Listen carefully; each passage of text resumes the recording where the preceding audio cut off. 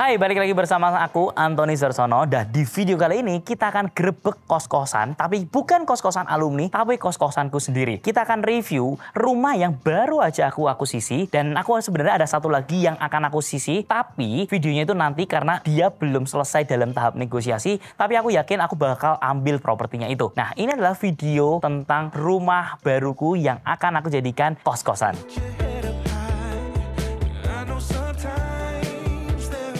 Oke, kita coba masuk ke dalam rumahnya biar teman-teman dapat gambaran sebenarnya aku tuh ngapain. Kalau kita ngomongin tentang kita investasi di bisnis, of course itu pasti jauh lebih cepat kalian balik modalnya. Tapi kalian pernah sadar gak sih, kalau kalian investasi di bisnis yang notabene 1 tahun itu sudah balik modal, artinya kalian itu benar-benar harus terjun di lapangannya. Yes, kalau kalian bukanya pecel lele, harga bisnisnya 50 juta, aku yakin dalam waktu jangankan 1 tahun, 2 bulan aja, 3 bulan aja, kalian udah pasti balik modal. Sedangkan kalau kos-kosan kita bilang beda. Ini is another different game.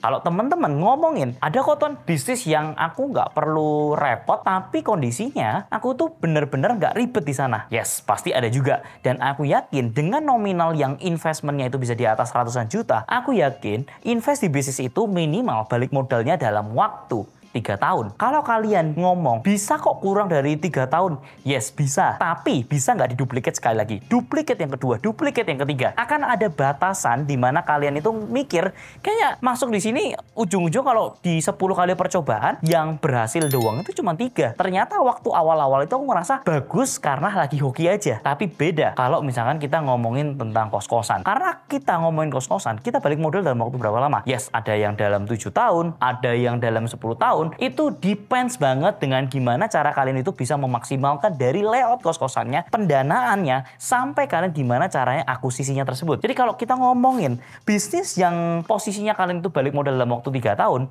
dan kalian nggak repot, itu baru balik modal. Makanya kita sebut ROI, Return on Investment. Tapi kalau kita mengakuisisi sebuah properti yang bisa balik modal dalam waktu 7 tahun, itu kita sebutnya yield. Karena ketika kita sudah mendapatkan kembali uangnya 100% itu, teman-teman ingat, aset di dalam tanahnya sini itu juga masih nilainya 100% atau kadang-kadang bisa lebih daripada itu. Jadi makanya kita harus membedakan antara kita investment dengan kita berbisnis. Bedakan antara kita bisa nggak menduplikasi sebuah instrumen investasinya tersebut. That's why aku masih ada di industri properti khususnya di kos-kosan, karena aku ngerasa dari segi investment kita bisa meleverage menggunakan uang orang lain. Saking percayanya aku sama investmentnya ini, aku sampai menggunakan pinjaman untuk leverage uangku supaya bisa mendouble berkali-kali lipat. Ada nggak dari teman kalian yang main di instrumen lain sampai berhutang? Kecuali di properti aku nggak pernah lihat orangnya bisa berhutang lebih dari 100% uang yang dimilikinya. Sedangkan aku sendiri bisa menge-leverage properti-properti sebanyak mungkin karena aku saking percaya dengan industri ini. Dan ini adalah unit rumah yang barusan aku akuisisi. Jadi rumah ini sebelumnya itu adalah rumah dari mantan karyawanku sendiri. Posisinya dia videografer yang lagi pengen pindah ke Klaten. Jadi posisinya rumahnya ini sudah mau dijual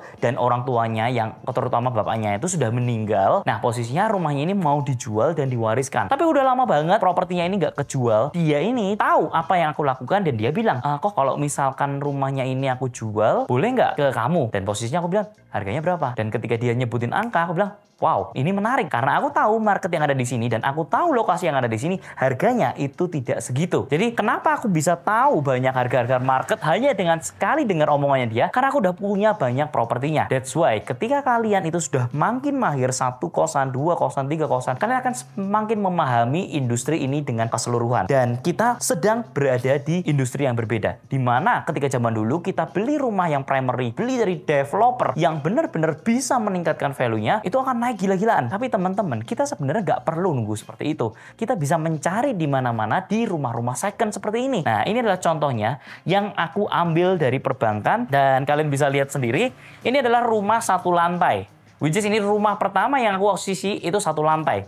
Ton, bukannya kamu biasa 2 lantai ya? Yes, 1 lantai, 2 lantai, atau 3 lantai, aku nggak peduli selama itu harganya salah dan selama aku bisa nge-leverage menggunakan perbankan. Untuk pembelian ini 100% menggunakan perbankan, aku tidak ngeluarin uang dan ini yang akan menjadi mesin cash flowku di masa depan. Ini sudah kita desain rumah-rumah ini. Kalau kalian lihat, perhatikan, warnanya lebih identik dengan warna kuning dan hijau. Di sini kita nggak akan ubah warnanya sedemikian rupa. Warnanya akan kita pertahankan karena kita akan menjunjung satu konsep yang baru yang belum pernah di satu Indonesia ini ada, yaitu adalah kos-kosan konsep Vietnam. Jadi konsep-konsepnya, gambarnya akan seperti ini.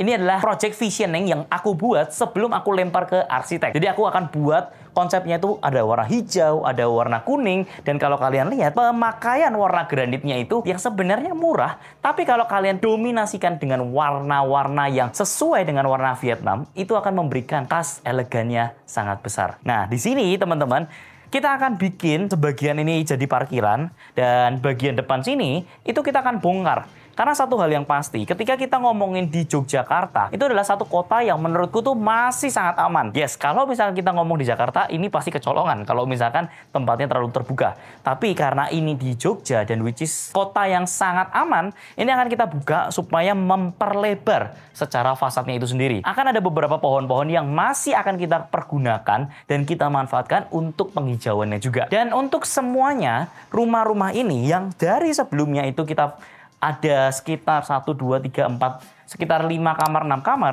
akan kita rombak menjadi 13 kamar. Nah, kita akan lihat. Di bagian sini, ini akan menjadi satu kamar tambahan. Which is kalau kalian lihat, ini adalah garasi. Yang sebenarnya kalau misalkan orang-orang bikin rumah, ini pasti dipakai, ya kan? Tapi kita akan bongkar semuanya. Kita tidak menerima space-space kosong yang bisa menjadi duit, tapi kita malah tidak olah. Nah, di sini akan menjadi kamar baru.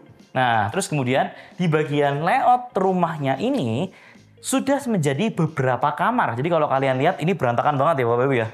Ini kotor banget karena kemarin itu aku minta untuk owner yang lama itu segera pindah. Karena posisinya aku masih kasih waktu mereka itu sekitar 1-2 bulan.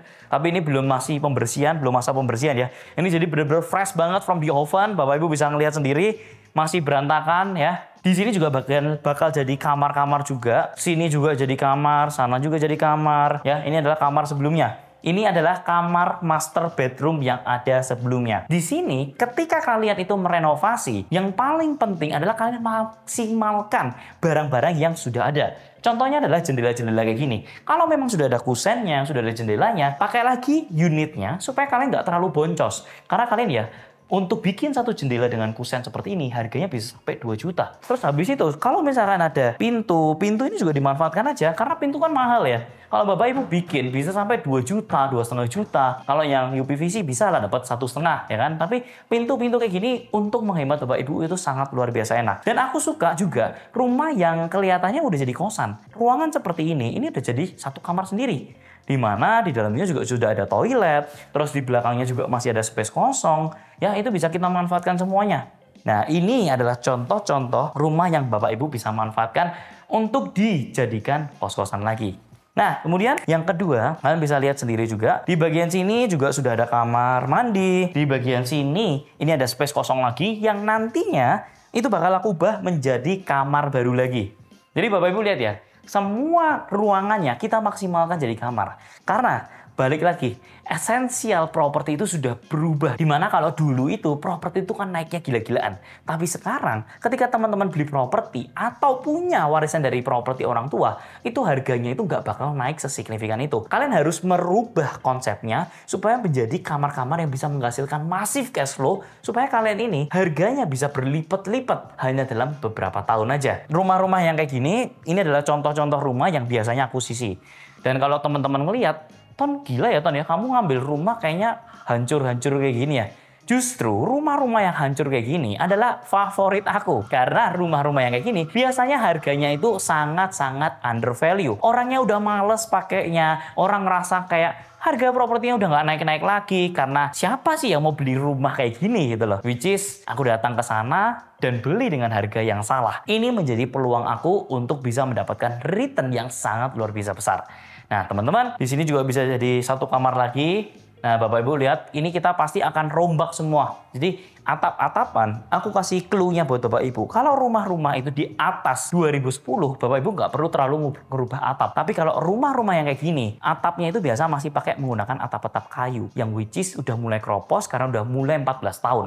Nah, ini akan ada perubahan yang cukup masif karena atap rangka-rangka yang seperti ini harus dirubah menjadi hollow. Nah, terus habis itu, Bapak Ibu lihat, sebenarnya rumahnya ini tuh cukup menarik. Karena dia layoutnya letter L. Dan kalau teman-teman lihat, sebenarnya di space belakangnya ini, itu adalah Hotel Sheraton. View-nya tuh bakal bagus banget antara rumah ini dengan yang hotel belakangnya itu.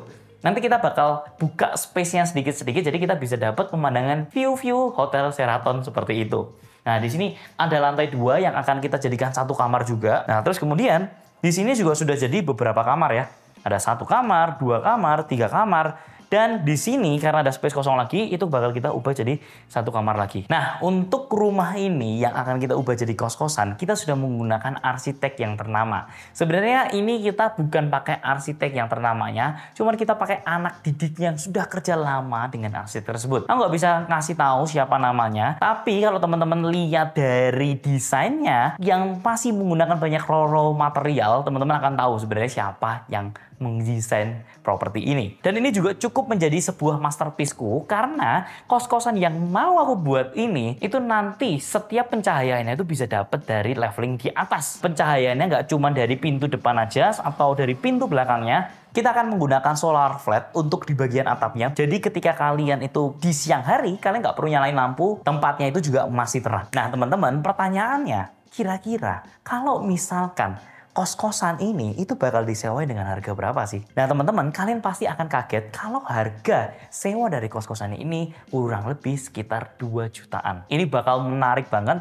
karena ini sebuah revolusi di mana ketika unit-unit kalian ini yang kalau kalian lihat sendiri mungkin kalian jijik dan kalian kalau tinggal aja di harga yang 300.000 aja kalian nggak mau tinggal, kita akan sulap ini rumahnya menjadi dengan harga 2 juta. Which is ketika sudah jadi, harga properti yang ada di sini itu akan melambung dengan sangat tinggi. Ini adalah hack properti yang sebenarnya kalian harus manfaatkan di zaman-zaman sekarang. Karena ketika kalian cuma menunggu bola aja, menunggu pembangunan infrastruktur yang baru dari pemerintah, kalian nggak akan bisa mendapatkan capital gain dengan maksimal. Tapi kalau kalian bisa memberikan mesin uang yang ada di dalam sini, properti kalian akan melejit gila-gilaan. Jadi kita nggak ngomongin tentang apa yang nggak bisa kita kontrol, tapi kita yang mengkontrol apa yang bisa kita kontrol sendiri. Nah oke teman-teman, sekian dulu review singkat saya tentang properti yang akan kita renov ini. Nanti kalau lagi masa pembangunan, mungkin aku akan bikin video 1 kali lagi untuk review yang before-nya seperti apa, after-nya nanti seperti apa lagi. Supaya apa? Ketika kalian mengeluarkan uang, kalian harus benar-benar maksimal.